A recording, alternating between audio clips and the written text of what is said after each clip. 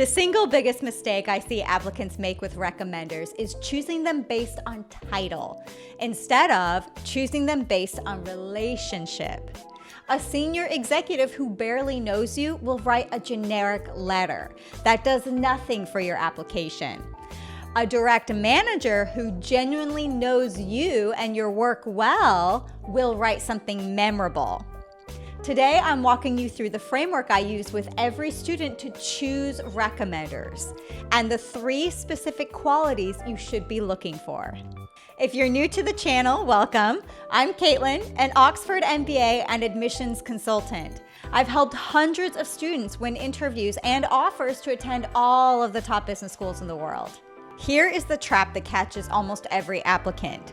You assume that the more senior the recommender, the more credible the letter. So you go to the most impressive person you can think of, the C-suite executive, the partner at your firm, the senior leader who you've worked with at a distance, and you ask that person to write a letter for you. The problem with that is that admissions committees can spot a generic letter from a mile away. They read thousands of these every year. And a generic letter from a senior person is actually worse than a detailed, enthusiastic letter from a direct manager, because the senior person's lukewarm endorsement signals that those who should be your champions don't have specific things to say about you. Title does not equal credibility in this context. Relationship does. So let me walk you through what relationship actually means.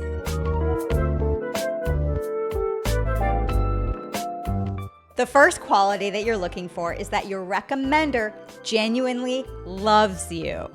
And I use that word deliberately. Other content on this topic will use softer language like supporter or advocate, but I think that those words let the applicant off the hook too easily. The recommenders who write the strongest letters are the ones who are genuinely in your corner. They want you to succeed. They will take the time to write a great letter because they really do care about the outcome. The opposite is the boss who agrees to write the letter out of obligation, then writes a kind of dutiful, formal one because you're one of many things on their plate. So how can you tell if someone loves you? Well, there are many ways. Oftentimes, if someone's really in your corner, then they will already offer to be your reference for whatever future endeavors you have. And so then when the time comes, it's just about following up on that offer. Other times you can look at their behavior and their language. So did they use your work, your projects, maybe your essays that you wrote for a class, as examples of how it should be to other people, your peers? That could be a very good sign. Do they use language like, oh, you're just like me when I was your age, or oh, you do exactly what I do? Because then that's them aligning themselves with you. Other indicators could be if they've ever put you up for an award. Did they single you out and say how great your work was? Did they brag about you to somebody else when you weren't even there and you heard about it from that other person? So pay attention to all those signals, because if someone has to be talked into being your recommender, they're not the right recommender, no matter how impressive their title is.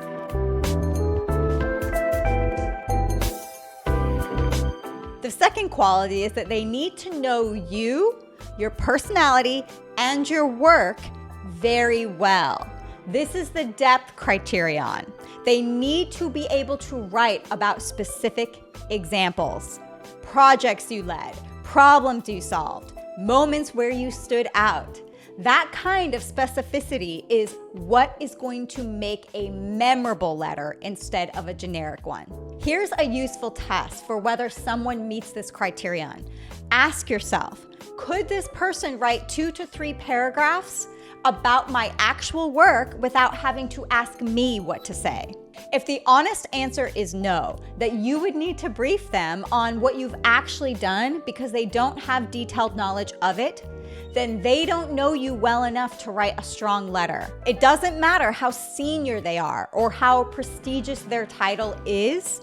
A vague letter that can't speak to specifics about you is not going to move the needle. The recommenders who pass this test are usually direct managers, close colleagues who have worked with you on several projects, or longtime mentors who have watched your work over time.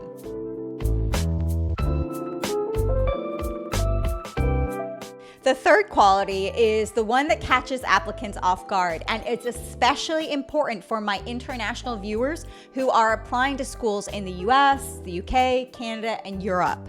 You need recommenders who are not just willing, but are genuinely comfortable saying enthusiastic, specific things about you in writing.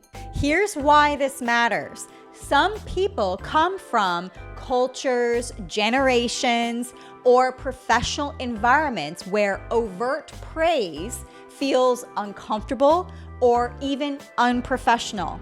They might describe you in measured, restrained, or professional language, even when they think very highly of you.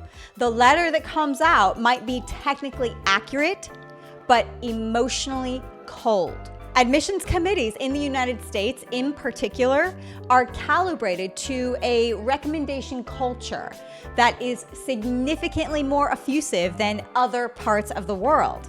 A letter that would read as warm praise in one culture may read as lukewarm or hesitant in another. And admissions committees use that signal, fairly or not, to gauge how strongly the recommender actually feels about you. So the test for the third quality goes something like this. If your recommender were describing you to a friend over dinner, would they speak with warmth and enthusiasm? Or would they describe you in the same measured way that they describe everyone?